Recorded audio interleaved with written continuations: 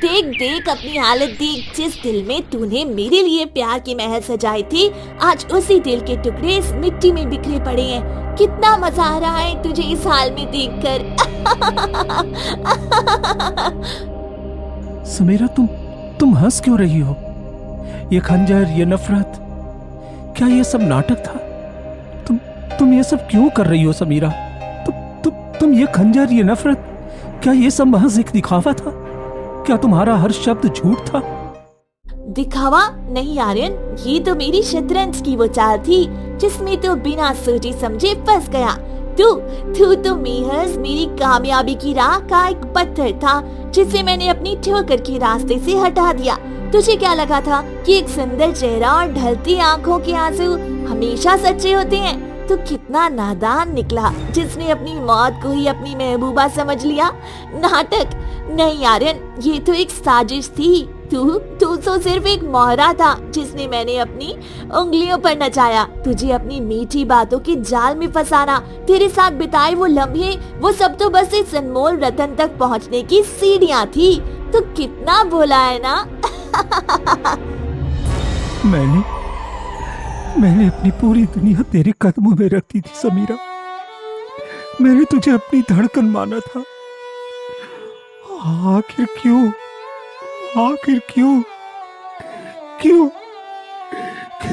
क्या मेरा निस्वार्थ प्रेम इस बेजान पत्थर से भी छोटा था? प्रेम? तू तो अपनी ही बर्बादी की आरती उतारने वाला सबसे बड़ा मूर्ख निकला। तुझे लगा कि ये हुस्न, ये नशीली आंखें और ये बनावटी आंसू सब तेरे लिए थे। नहीं आर्यन, तू तो बस मेरी इस मंजिल तक पहुंचने का एक कंधा था जिसका इस्तेमाल मैंने अपनी जीत के लिए किया। मूर्ख, जिस प्यार को तू अपनी ताकत समझ रहा था वही तेरी मौत का कारण बना। जा अब अपनी इस सड़ी हुई मोहब्बत को इस गहरी खाई की मिट्टी में दफन कर दे, क्योंकि इस जादुई मणि की एक किरण के आगे तेरे इस तुच्छ प्रेम की कोई औकात नहीं। विश्वास की उस ऊंची पहाड़ी पर आज प्रेम का कत्ल होने वाला था। समीरा, जिसकी आंखों में कभी आर्यन के लिए ममता चमकती थी, आज उन्हीं आंखों में मौत का तांडव नाच रहा था। बिना किसी रहम के समीरा ने अपनी कमर से वो जहरीला खंजर निकाला और एक ही झटके में उसने आर्यन के सीने पर वार कर दिया।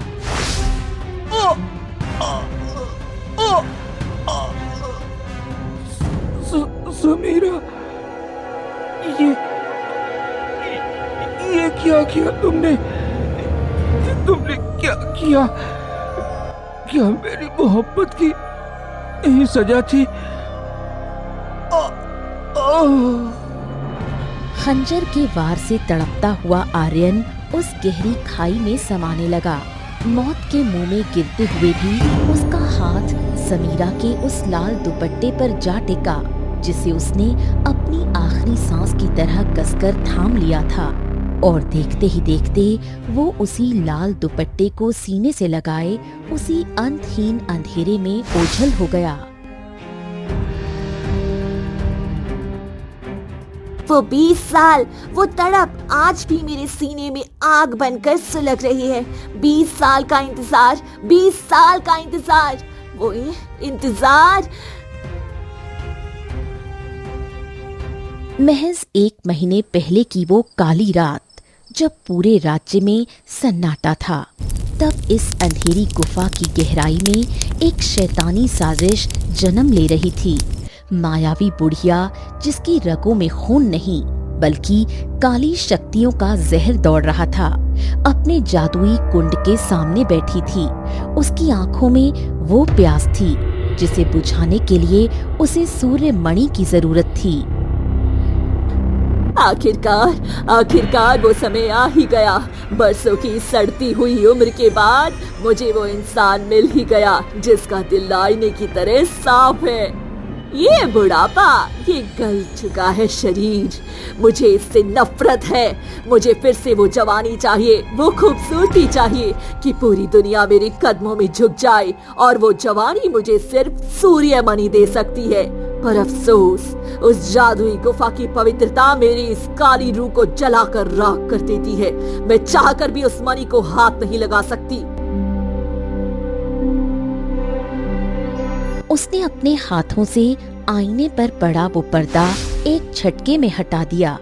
पर्दे के हटते ही आईने की सतह पर जादुई धुंध छा गई और देखते ही देखते उस कांच के भीतर एक चरवाहे की जिंदगी का दृश्य जीवंत हो उठा, जहां आर्यन अपनी बकरियों के साथ पहाड़ों की गोद में बेखबर बैठा था। ये पहाड़, ये बकरियां और ये मेरी बांसुरी सब अपनी जगह ठीक हैं, पर कभी कभी एक खामोशी चुभने लगती है। काश इस वीराने में कोई ऐसी रूह होती जो मेरी धुन को लफ्ज़ दे पाती, कोई ऐसा जो इस मामूली चरवाहे की आंखों में छिपे ख्वाबों को पढ़ लेता। बस एक बार कोई मुझे भी अपना कहने वाला मिल जाता। ओ बेचारे सीधे साधे चरवाहे, तुझे कोई अपना कहने वाला चाहिए? तुझे भी अपनी सोनी जिंदगी में प्यार का रंग भरना है। कितना तरस आ रहा है मुझे तेरे इस मासूम दिल पर। मिलेगा आर्यन, तुझे तेरा प्यार जरूर मिलेगा, और ऐसा मिलेगा कि तूने 7 जन्मों में भी नहीं सोचा होगा। तो इंतजार कर रहा है ना? ले, अब तेरा इंतजार खत्म हुआ। मैं भेजूंगी तेरे पास अपनी सबसे खूबसूरत मौत को, जो समीरा बनकर तुझे अपनी बाहों में भरेगी। ओए कजरी, अरे ओए महारानी, अरे किधर को मुंह उठाए चली जा रही है? उधर घास नहीं, कांटों वाली झाड़ियां हैं। फिर मत कहना कि आर्यन ने बताया नहीं था। जब मुंह में कांटा चुभेगा तब समझ में आएगा। लेकिन ये सीधा साधा लड़का, ये सच्चे दिल वाला आर्यन, ये मेरा सरिया बनेगा। इसकी सादगी, इसकी ईमानदारी और इसका वो अंधा प्रेम उस जादुई गुफा के पहरेदारों की आंखों में धूल झोंका देगा। सिर्फ यही वो इंसान है जो अपनी जान हथेली पर रखकर उस मणि को वहां से ला सकता है। आर्यन की मासूमियत देख मायावी बुढ़िया के चेहरे पर एक शैतानी चमक आ गई। उसने अपनी जादुई छड़ी हवा में लहराई, जिससे एक धुंधली और रहस्यमयी काली आत्मा प्रकट हुई। जाओ मेरी बनाई हुई इस काली माया, जाओ और उस मासूम चरवाहे के इर्द गिर्द प्यार का एक ऐसा माया जाल बनाओ कि वो अपनी सुध बुध खो दे। उसे एहसास दिलवाओ कि वो अकेला नहीं है, पर याद रहे ये प्यार नहीं, एक खौफनाक धोखा देना चाहिए। उसे इतना मजबूर कर दो कि वो अपनी जान की परवाह किए बिना उस सूर्यमणि को मेरे लिए खींच लाए।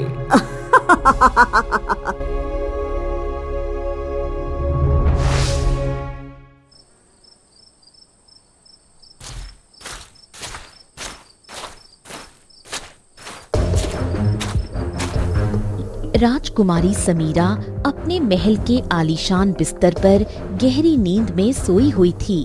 तभी वो काली आत्मा एक ठंडी परछाई की तरह खिड़की से दाखिल हुई और बिना आहट किए समीरा के शरीर के भीतर समा गई।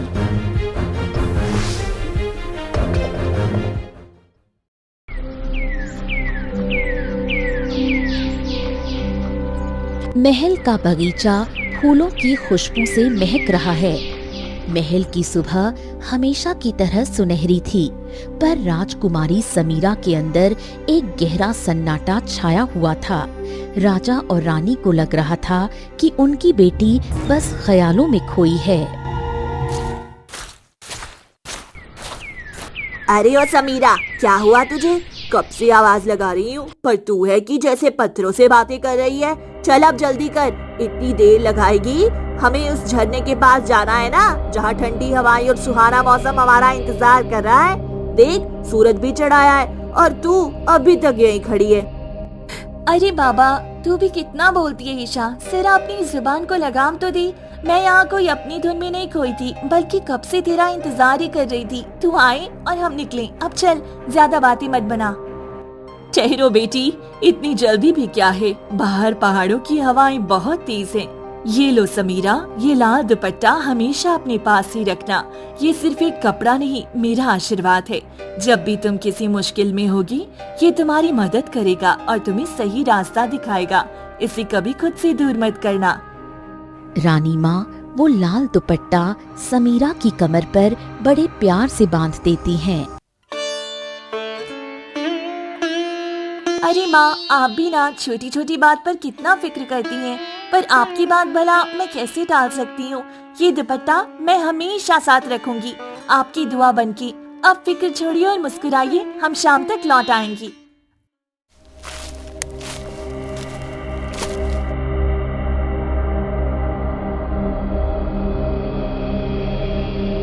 उफ, कितनी चढ़ाई है यहाँ। अरे समीरा, तू तो जैसे हवा में उड़ रही है, पर मेरा गला सूख कर कांटा हो गया है। सुन, मुझे बहुत जोर से प्यास लगी है, तू यहीं रुक, मैं बस उस झरने के पास से थोड़ा पानी पी कर आती हूँ। देख, यहीं खड़ी रहना, कहीं जाना मत। मैं अभी गई और अभी आई। इस वीराने में अकेले मत भटकना, समझी?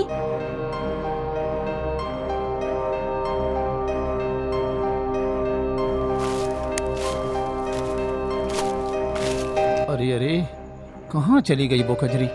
अभी तो यही थी, मेरे ठीक सामने घास चल रही थी। आखिर आखिर गायब कहाँ हो गई? कजरी, कजरी, आवाज तो दे अपनी। अरे तू तो जानती है ना कि तेरे बिना मेरा मन नहीं लगता। अरे अब तुझे कहाँ ढूंढूं इस पूरे पहाड़ पर? अगर तुझे कुछ हो गया तो मैं खुद को कभी माफ नहीं कर पाऊंगा। कजरी, कजरी, अरे तू कहाँ है मेरी जान? लौट आ, देख तेरा आर्यन तुझे बुला रहा है। अरे कहाँ चली गई तू? कहाँ चली गई? तभी अचानक पीछे से एक बहुत ही मधुर और कोमल आवाज आई। आर्यन झटके से मुड़ा। वो देखता है कि समीरा, जिसके अंदर काली आत्मा है, उसकी प्यारी बकरी कजरी को अपने हाथों में उठाए मुस्कुराते हुए खड़ी है। सुनिए, क्या आप अपनी इस महारानी को ढूंढ रहे हैं? ये लीजिए आपकी प्यारी कजरी।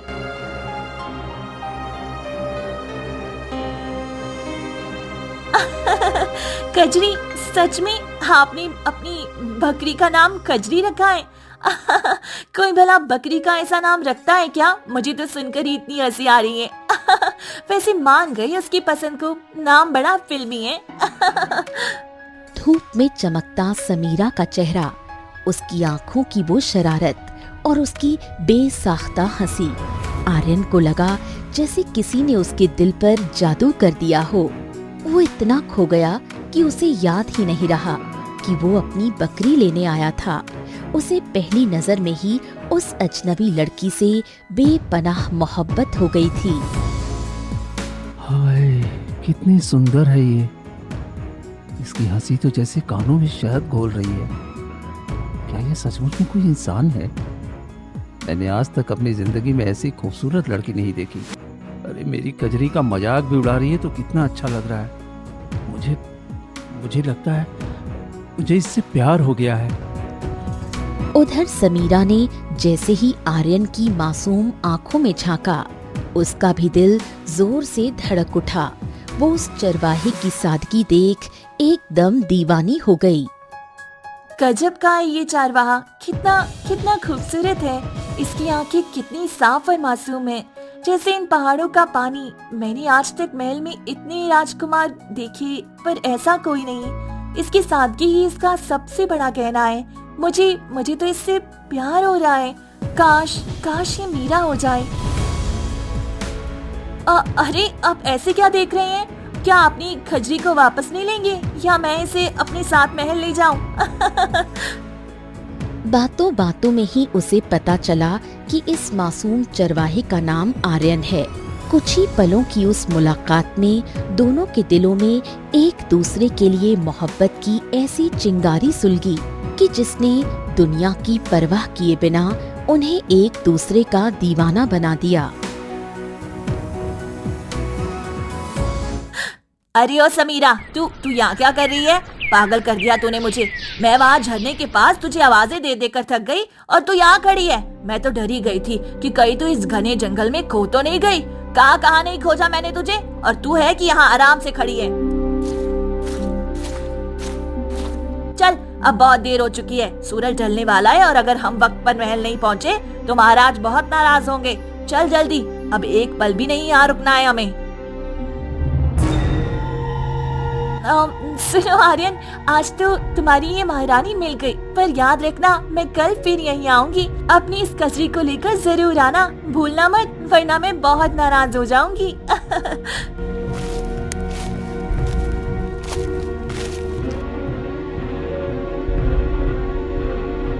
उस दिन के बाद मुलाकातों का सिलसिला थमा नहीं।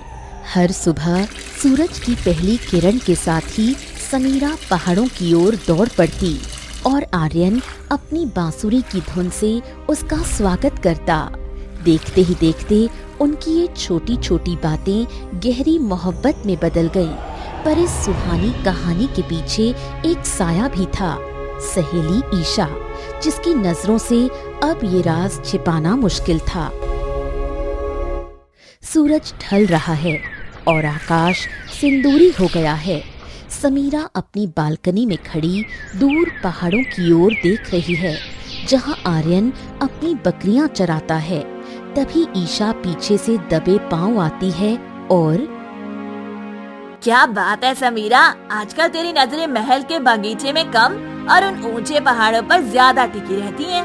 ऐसा क्या मिल गया तुझे उन वीरान वादियों में जो तू खुद को ही भूलती जा रही है? अरे ईशा, तू कब आई? मैं तो बस इन नजारों को देख रही थी। नजारों को या उस नजारे को जो बांसुरी बजाता है और जिसकी एक पुकार पर तू दौड़ी चली जाती है? आजकल ये पहाड़ों की हवाएं तुझे कुछ ज्यादा ही रास नहीं आने लगी है ना?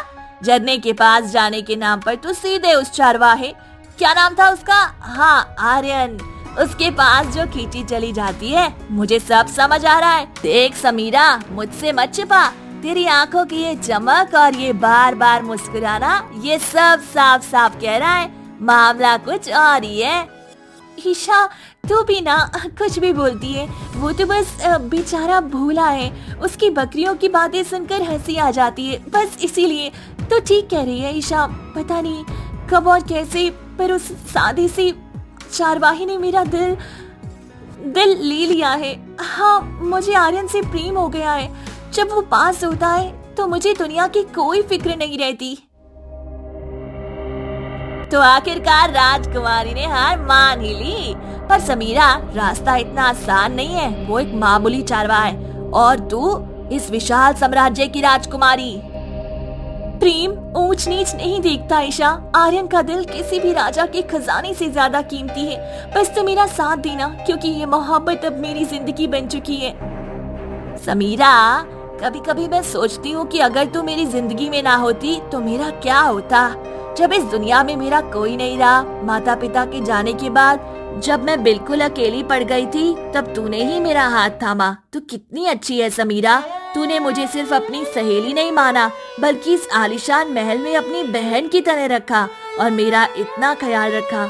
दुनिया में कहने को तो बहुत लोग होते हैं, पर तेरे जैसा साफ दिल कोई नहीं है। तू मेरी किस्मत है समीरा। मैं मरते दम तक तेरा ये एहसान नहीं भूलूंगी और हमेशा तेरे साए की तरह तेरा साथ दूंगी। पगली, एहसान कैसा, तू मेरी सहेली ही नहीं, मेरी आत्मा का हिस्सा है। और देख, आज मुझे मेरा प्यार आर्यन मिल गया है, तो इसमें भी तेरी दुआएं शामिल है। तू बस हमेशा ऐसे ही मुस्कुराती रहे, मुझे और कुछ नहीं चाहिए। रात का सन्नाटा है। ईशा समीरा के कमरे के बाहर से गुजर रही होती है। तभी उसे अंदर से कुछ अजीब आवाजें सुनाई देती हैं। वो धीरे से दरवाजा खोलकर अंदर झांकती है और जो देखती है उससे उसके पैरों तले जमीन खिसक जाती है। आ गया, आखिर वो समय आ गया जिसका मुझे बरसों से इंतजार था। ये बेचारी राजकुमारी, इसे क्या पता कि जिससे प्यार ये समझ रही है वो दरअसल मेरी आजादी का रास्ता है। अब मैं इसके जिस्म का इस्तेमाल करूंगी और इस मासूम आर्यन के प्यार का फायदा उठाऊंगी। आर्यन, तू अपनी जान की बाजी लगा देगा अपनी महबूबा के लिए और वही कुर्बानी मुझे ये दुनिया जीतने की ताकत देगी। अब प्यार का खेल खत्म और तबाही का मंजर शुरू होगा। हे भगवान, ये मैंने क्या देख लिया? वो साया, वो समीरा के अंदर समा गई। और वो आर्यन के बारे में क्या कह रही थी? कुर्बानी, मौत? नहीं, मैं अपनी सहेली को और उस मासूम आर्यन को कुछ नहीं होने दूंगी। समीरा तो अब समीरा रही ही नहीं, उसके अंदर तो कोई शैतान है। मुझे जैसे भी हो कल सुबह होने से पहले आर्यन तक पहुंचना होगा और उसे उस खौफनाक गुफा में जाने से रोकना होगा। अगर वो वहां गया तो कभी वापस नहीं आएगा। आईने में दिख रहा है कि समीरा सोई हुई है और काली आत्मा उसके शरीर में समा रही है। तभी बुढ़िया की नजर आईने के एक कोने पर पड़ती है, जहां ईशा दरवाजे की दरार से ये सब देख रही है और कांप रही है। ये क्या? ये छोटी सी चूहिया ईशा, ये यहाँ क्या कर रही है? तो इसने सब देख लिया। इसे लगता है कि ये गुपचुप तरीके से मेरा खेल बिगाड़ देगी। कितनी मासूम लड़की है। तूने बहुत बड़ी गलती कर दी ईशा, जो मेरी आंखों से बच नहीं सकती थी, वो मेरी मौत से कैसे बचेगी? तू उस चारवाहे आर्यन को सच बताने जाएगी? इससे पहले कि तू अपना मुंह खोले, मैं तेरा गला घोंट दूंगी। बुढ़िया एक मंत्र पढ़ती है। अचानक फर्श से काला धुआं निकलता है और एक खोखार लाल आंखों वाला मायावी भेड़िया प्रकट होता है। सुन, ओ मेरी पालतू शैतान, वो लड़की ईशा वो पहाड़ों की तरफ भागने वाली है। जा और उससे रास्ते से दबोच ले। उसकी चीखें उन वादियों से बाहर नहीं आनी चाहिए। उसे आर्यन तक पहुंचने से पहले खत्म कर दे। जा, चीर डाल उसे। जो हुक्म मेरी स्वामी, वो छोटी सी जान मेरे पंजों से बचकर कहीं नहीं जा पाएगी।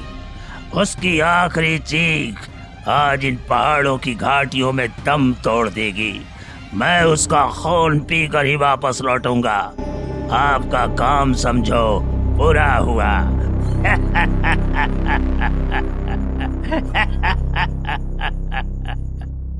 भेड़िया एक ऐसी जोरदार दहाड़ मारता है कि पूरी गुफा कांप उठती है। वो एक लंबी छलांग लगाता है और बिजली की रफ्तार से अंधेरे जंगल की ओर गायब हो जाता है। अब खेल शुरू हुआ है। ईशा की मौत और आर्यन की कुर्बानी, और फिर पूरी दुनिया पर होगा मेरा राज। आर्यन की आंखों में सिर्फ उस रास्ते का इंतजार था जहां से उसकी मंजिल आने वाली थी। तभी धुंध को चीरती हुई समीरा दिखाई दी। उसकी कमर पर बंधा वो लाल दुपट्टा, जो उसके माता पिता के प्यार और मान की निशानी थी, आज हवा में बेजान सा लहरा रहा था। समीरा के चेहरे पर एक ऐसी खामोशी थी जो किसी बड़े तूफान का संकेत दे रही थी। समीरा, ये क्या हाल बना रखा है? तुम रो क्यों रही हो? देखो, तुम्हारा ये पसंदीदा लाल दुपट्टा भी ढीला पड़ गया है। नहीं आर्यन, कुछ भी ठीक नहीं है। पिताजी एक ऐसी बीमारी से घिर गए हैं जिसका कोई इलाज नहीं। उनकी हालत पल पल बिगड़ रही है और माँ का रो रो कर बुरा हाल है। उन्होंने इस दुपट्टे को मेरी कमर पर बांधते हुए कहा था कि अगर आज सूरज ढलने से पहले सूर्यमणि महल तक नहीं पहुँची तो मैं अपने पिता को हमेशा के लिए खो दूंगी। आर्यन, पिताजी ने शर्त रखी है कि जो भी उनकी जान बचाएगा वही मेरा हाथ थामने का हकदार होगा। अगर तुम वो मनी नहीं लाए तो मुझे अपनी मर्जी के खिलाफ किसी और राजकुमार से शादी करनी होगी, सिर्फ अपने पिता की जान बचाने के लिए। क्या तुम चाहोगे कि मेरे माता पिता का साया मेरे सर से उठ जाए? नहीं समीरा, कभी नहीं। तुम्हारी आंखों का एक आंसू मेरे कलेजे को चीर देता है। तुम्हारे माता पिता मेरे भी माता पिता के समान हैं। अगर सूर्यमणि ही उनकी जान और हमारे मिलन का इकलौता रास्ता है तो मैं उसे पाताल से भी ढूंढ लाऊंगा। वो गुफा बहुत खतरनाक है आर्यन। कहते हैं वहाँ मौत का वास है, पर मेरे पास और कोई रास्ता नहीं है। अगर तुम नहीं गए तो मेरा और मेरे माता पिता का अंत निश्चिंत है। क्या तुम अपनी समीरा के लिए और मेरे माता पिता की खातिर उस मौत की गुफा में जाओगे? तुम घबराओ मत, इस लाल दुपट्टे की लाज मैं रखूंगा। मैं अभी उस गुफा की ओर जा रहा हूं। जब तक मैं वो मणि लेकर वापस ना आऊं, तुम यहीं मेरा इंतजार करना। तुम्हारे पिता को कुछ नहीं होगा, ये मेरा वादा है। दोपहर की तपती धूप में पहाड़ की शांत वादियों में सिर्फ आर्यन के कदमों की आहट गूंज रही थी। चारों ओर सन्नाटा था और आर्यन तेजी से उस पुरानी गुफा की ओर बढ़ा जा रहा था। तभी रास्ते के बीचों बीच एक वयोवृद्ध साधु बाबा अचानक प्रकट होते हैं। ठहर जाओ बालक, रुक जाओ। इस मार्ग पर आगे बढ़ना तुम्हारे लिए उचित नहीं है, जिसे तुम अपनी सच्ची मोहब्बत समझ रहे हो। वो वास्तव में कोई और ही माया है। तुम एक छलावे के पीछे भाग रहे हो। प्रणाम बाबा, पर लगता है आपकी तपस्या में आज कोई बाधा आ गई है। जिसे आप छलावा कह रहे हैं वो मेरी पूरी दुनिया है। बाबा, आप अपनी माला जपिए। इन प्रेम की बातों को समझना आपके बस की बात नहीं है। मोहब्बत इंसान को अंधा कर देती है वत्स। तुम्हारे सामने सच खड़ा है, पर तुम्हें सिर्फ वो झूठ दिखाई दे रहा है जो तुम्हें दिखाया गया है। लौट जाओ, आगे सिर्फ अंधेरा है। बाबा, मेरी मोहब्बत ही मेरा उजाला है। अगर उस गुफा में मौत भी खड़ी होगी तो मैं अपनी समीरा के लिए उससे भी लड़ जाऊंगा। मुझे माफ कीजिएगा बाबा, पर मैं अपनी मंजिल से पीछे नहीं हट सकता। आर्यन साधु बाबा की चेतावनियों को नजरअंदाज करते हुए और एक हल्की मुस्कान के साथ उनके पास से निकल जाता है। साधु बाबा उसे जाते हुए देखते रहते हैं। कैसा हठी बालक है। अपनी मोहब्बत के जुनून में इसे सामने खड़ा विनाश भी दिखाई नहीं दे रहा। ईश्वर ही अब इसकी रक्षा करे। आर्यन अब उस विशाल पत्थर के सामने खड़ा है। वो अपनी आंखें बंद करता है और पूरे विश्वास के साथ वो गुप्त शब्द बोलता है। खुल जा सिमसिम, खुल जा सिमसिम। भारी पत्थर धीरे धीरे हटने लगता है। आर्यन गुफा के अंदर कदम रखता है। अंदर चारों तरफ अंधेरा है, लेकिन दूर एक कोने से सुनहरी रोशनी चमक रही है। आर्यन जैसे ही उस चमकती हुई सूर्य मणि को उठाने के लिए अपना हाथ आगे बढ़ाता है, अचानक पूरी गुफा कांपने लगती है। जिस पत्थर पर मणि रखी है वो अचानक गायब हो जाता है और मणि हवा में तैरने लगती है। तभी चारों तरफ एक के बाद एक कई नकली सूर्य मणियां प्रकट हो जाती हैं। अब आर्यन के सामने हजारों एक जैसी चमकती हुई मणियां हैं।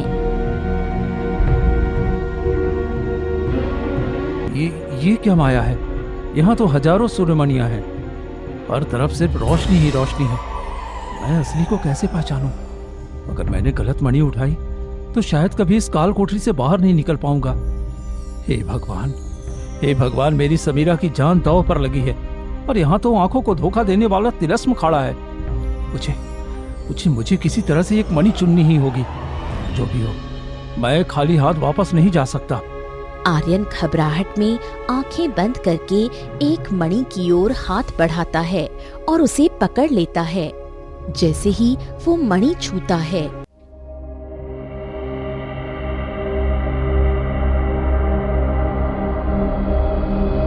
शुक्र है, आखिर आर्यन मिल ही गया। मैं कब से उसे पागलों की तरह ढूंढ रही हूँ। बस एक बार उसके पास पहुँच जाऊँ, फिर उसे सब सच सच बता दूंगी। आर्यन रुको, आर्यन मैं अभी आ रही हूँ आर्यन, मेरी बात सुनो आर्यन। ईशा अभी आर्यन की तरह हाथ हिला ही रही थी कि अचानक झाड़ियों से वो खूंखार भेड़िया बिजली की तरह निकला। उसने ईशा को संभलने का मौका तक नहीं दिया और एक जोरदार झपट्टे के साथ उसे सीधी खड़ी पहाड़ी से नीचे गहरी खाई में धकेल दिया।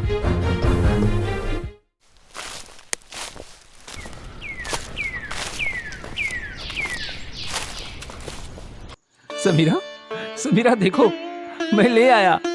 पर तुम्हें पता है, वहां गुफा के अंदर बहुत अजीब बात हुई। वहां एक नहीं बल्कि हजारों।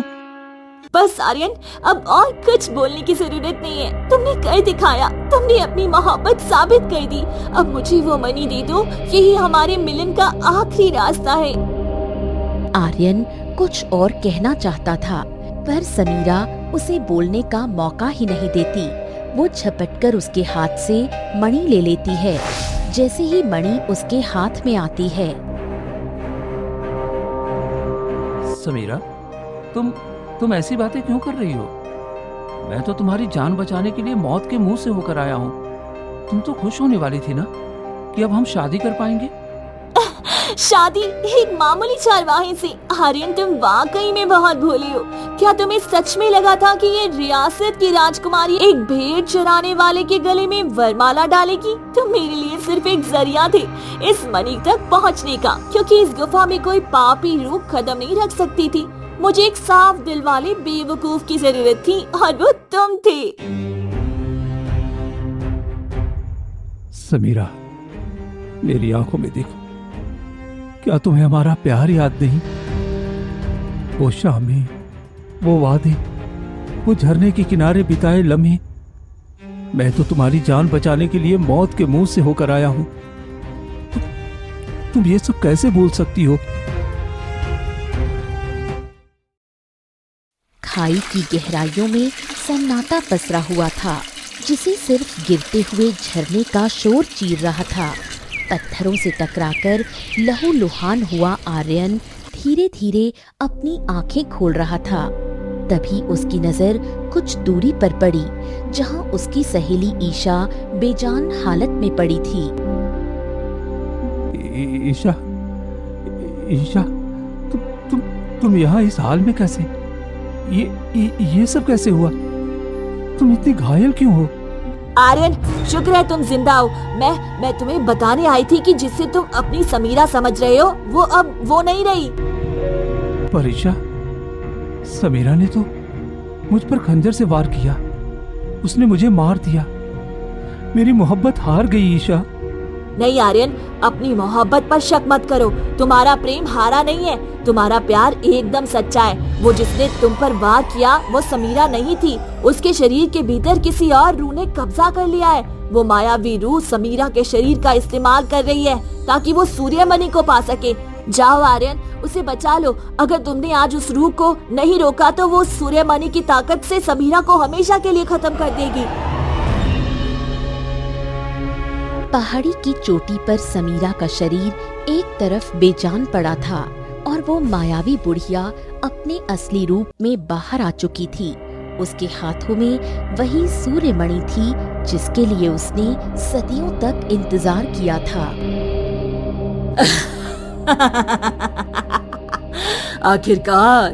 आखिरकार ये जादुई मणि मेरी हुई।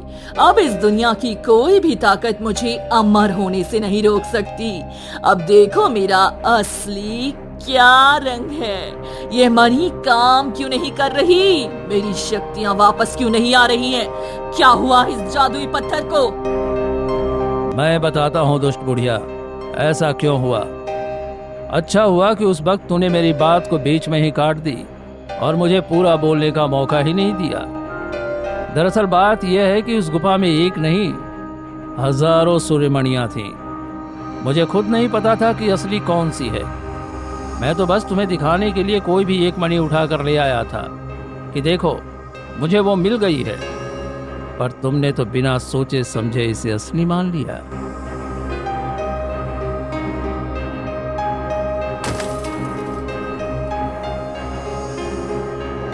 क्या तूने मेरे साथ छल किया? मेरी सदियों की मेहनत को एक पल में मिट्टी में मिला दिया तूने मेरी अमरता का सपना तोड़ दिया। अब तू नहीं बचेगा। आज मैं तुझे और तेरे इस वजूद को राख कर दूंगी। बुढ़िया आपे से बाहर हो गई। उसने अपनी पूरी काली शक्तियों को इकट्ठा किया और एक विनाशकारी वार आर्यन की ओर छोड़ दिया। तभी ईशा अचानक आर्यन के सामने खड़ी हो गई। बुढ़िया का वो खौफनाक वार सीधा ईशा के सीने में जा लगा। ईशा के होठों पर एक आखिरी मुस्कान आई और उसने आर्यन की गोद में अपनी आखिरी सांस ली। तभी आर्यन के हाथ में बंधे उस लाल दुपट्टे से एक दिव्य सुनहरी रोशनी फूटी और उसमें से साक्षात एक परी प्रकट हुई। बस बहुत हुआ तेरा अधर्म, ओ दुष्ट, तेरी काली शक्तियों का अंत आ चुका है। आज तेरी अमरता का घमंड इसी राख में मिल जाएगा। परी ने अपनी जादुई छड़ी हवा में घुमाई और एक ही पल में बुढ़िया को भस्म कर दिया। परी माँ, आप इस लाल दुपट्टे में ही थी। अगर आप मेरे साथ ही थी तो आप पहले क्यों नहीं आई? मेरी ईशा की जान भी तो बचा सकती थी। उसने अपनी सहेली और अपनी मोहब्बत के लिए अपनी जान दांव पर लगा दी और आप बस देखती रही। मेरा इस दुपट्टे में आना कोई इत्तेफाक नहीं था। जब कुछ दिन पहले समीरा की माँ उसे ये लाल दुपट्टा दे रही थी, मैं वहीं से गुजर रही थी। मुझे महसूस हुआ कि समीरा के साथ कुछ बुरा होने वाला है। उसकी रक्षा करने के लिए मैं खुद इस लाल दुपट्टे के अंदर समा गई थी। हर शक्ति की जागने का एक विधान होता है। मैं इस दिव्य दुपट्टे में तब तक कैद थी जब तक कि कोई निस्वार्थ आत्मा प्रेम की रक्षा के लिए अपने प्राणों की आहुति ना दे दे। आर्यन, दिव्य शक्तियाँ बिना कारण प्रकट नहीं होती। ईशा की आत्मा की शुद्धता और उसकी महान बलिदान ने ही मुझे इस दुपट्टे की कैद से मुक्त किया है। उसकी मौत व्यर्थ नहीं है। उसी के बलिदान ने इस दुष्ट बुढ़िया के अंत का मार्ग खोला है। आर्यन, मैं यहाँ कैसे? मुझे कुछ याद नहीं आ रहा। ये सब क्या है? और ईशा को क्या हुआ? वो ऐसे क्यों पड़ी है? समीरा, तुम ठीक हो? बस यही काफी है। ईशा ने हमें एक नया जीवन दिया है। उसने अपनी दोस्ती का वो फर्ज निभाया है जिसे हम कभी नहीं भूल पाएंगे। उसने खुद को मिटाकर तुम्हारी जान बचाई है। ईशा, तुमने ये क्या किया? मेरी जान बचाने के लिए अपनी जान दे दी। काश मैं तुम्हें एक बार गले लगा पाती, शुक्रिया कह पाती। वो कहीं नहीं गई समीरा। वो इन वादियों में, इन बहते झरने में और हमारी यादों में हमेशा जिंदा रहेगी। उसने साबित कर दिया कि सच्चा प्यार और सच्ची दोस्ती मौत से भी बड़ी होती है। आर्यन और समीरा एक साथ तो थे, पर उनके दिल के एक कोने में अपनी सहेली ईशा को खोने का गहरा दर्द भी था। ईशा का बलिदान व्यर्थ नहीं गया। उसने अपनी जान देकर न सिर्फ दो प्यार करने वालों को मिलाया, बल्कि उस लाल दुपट्टे की दिव्य शक्ति को जगाकर बुराई का हमेशा के लिए अंत कर दिया।